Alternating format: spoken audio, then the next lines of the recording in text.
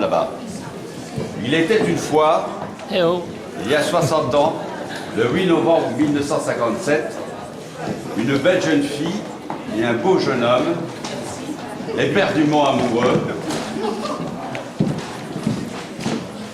Ettore. C'est comme ça qu'on vous appelle. Ettore. Et Irène était assise, non pas dans notre mairie, mais dans celle d'Algrange. Un peu plus jeune, certes, un peu moins sage, excusez-moi, mais tout aussi heureux et tout aussi ému qu'aujourd'hui. Les parents et les amis qui vous accompagnaient, alors, vous avez souhaité beaucoup de bonheur. Leurs vœux ont été exaucés, parce que vous fêtez aujourd'hui vos noces de diamant. Vous êtes accompagnés aujourd'hui par une nombreuse assistance de parents et d'amis, et notamment entourés par la famille que vous avez fondée. Bon, vous avez 2 enfants, Nadine et Christophe. Toi, il est assez grand. Et j'oublierai pas Laurent.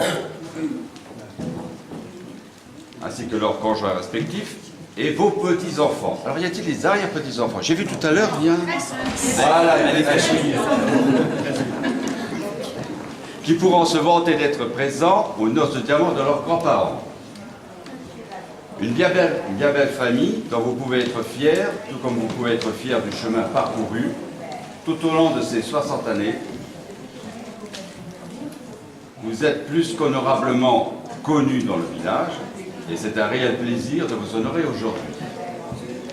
L'histoire de votre couple est exemplaire. Comme beaucoup, vous avez traversé des épreuves. Alors j'ai appris qu'Ettore a été très jeune, vous avez été orphelin très jeune, et donc vous avez dû prendre en charge votre famille, vous avez dû commencer à travailler donc très jeune.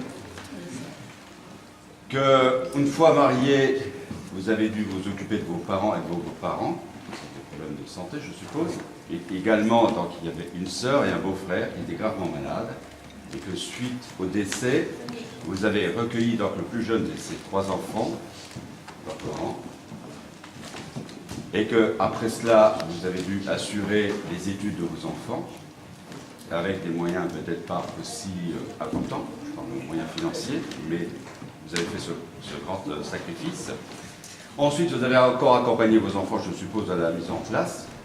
Vous avez participé certainement aux travaux d'aménagement, des appartements, des maisons, et tout cela, alors joli peut-être que c'est écrit, jusqu'à l'épuisement. Je revendique. Alors, moi je constate que monsieur Ettore, vous êtes quelqu'un de très modeste. Ça m'a beaucoup touché ce que a été écrit par votre genre. On parle de beaucoup de vous, mais derrière un homme, il y a toujours une dame. Une mère, une femme, une épouse, une compagne. Je pense que si aujourd'hui vous en êtes ici, vous êtes là, aujourd'hui vous fêtez vos noces de diamant, c'est parce que votre couple est vraiment solide comme le diamant. Je continue. Et vous n'avez jamais rien demandé en retour. Ça, c'est un peu le rôle de tous les parents. Quand on le fait pour l'amour de nos enfants et on n'attend rien en retour. Ça, c'est peut-être une chose qui est difficile à comprendre, peut-être pour les nouvelles générations. C'est quand vous faites partie de cette génération où on le fait parce qu'on le fait par amour, on n'attend rien en retour, parce que ça fait partie des choses naturelles. Et je constate que dans votre vie, vous avez toujours fait les choses normalement, naturellement. Et aujourd'hui, je vais vous dire une chose, on ne le comprendrait pas. Plutôt les nouvelles générations ne le comprendraient pas pourquoi vous avez toujours fait cela. Et vous êtes vraiment un exemple, tous les deux, pour les nouvelles générations. C'est pour ça que j'ai demandé aux petits-enfants d'être à côté pour bien comprendre cette leçon de vie. Donc, l'engagement et le dévouement d'Ettore va au-delà du cercle familial, puisque, alors, j'ai une petite question à vous poser. Vous avez participé à la construction et à la rénovation d'églises, alors églises au pluriel. Oui. Alors, pouvez-vous m'expliquer ce que c'est, cet engagement que vous avez eu vis-à-vis de l'église? Vous avez participé à des travaux, des aménagements? L'église apostolique de Tuquenu, d'Algrange, de Thionville, ah, d'accord. Hayange, etc. C'est non exhaustif. Heureusement qu'il était là. C'est bien de le souligner. Voilà, voilà, parce que c'est vrai que bien souvent, dans l'histoire d'un couple, ce sont toujours des dates, bien souvent, une date de naissance, une date de mariage, les enfants, ainsi de suite. Mais dans un couple, c'est toute une histoire. Ce sont des événements, ce sont des épreuves, ce sont des moments de joie, mais c'est des moments aussi de difficulté. Et aujourd'hui, vous êtes là, malgré toutes ces difficultés. Et vous avez su en sortir raffermi dans votre tendresse et votre vie familiale. Vous êtes pour vos enfants et vos petits-enfants la preuve que la fidélité et le mariage ne sont pas des valeurs en voie de disparition et qu'elles se portent bien. Je ne ferai pas ici l'éloge du mariage. Vous êtes tous deux beaucoup plus convaincants que bien des discours et votre sourire, votre équilibre et votre amour se lisent sur vos visages. Il est vrai que rien n'est joué à partir du moment où l'engagement est pris. Je dirais même que cet engagement se joue chaque jour et que l'habitude ne facilite pas forcément les choses. Bref, Ettore et Irène, vous aussi, rien n'est encore joué et vous avez encore à faire jusqu'aux noces de palissandre. Ce sera là mon souhait pour vos noces de diamant. Un seul le sait. Un seul le sait.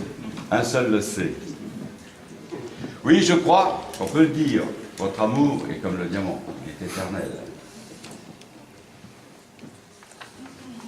Avant de conclure, je voudrais rajouter une phrase qui m'a été mise sur le texte et qui me paraît très importante. Je vais la citer, cette phrase. On gagne sa vie avec ce que l'on reçoit. On réussit sa vie avec ce que l'on donne. Force est de reconnaître qu'Irène et Ettore ont pleinement réussi votre vie.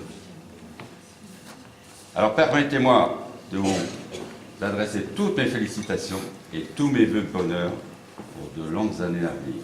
Merci à vous. Merci.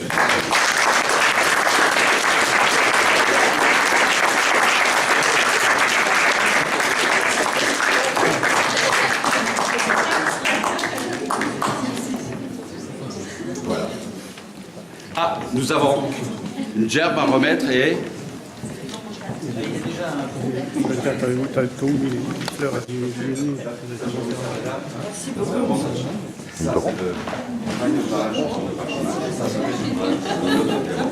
Merci.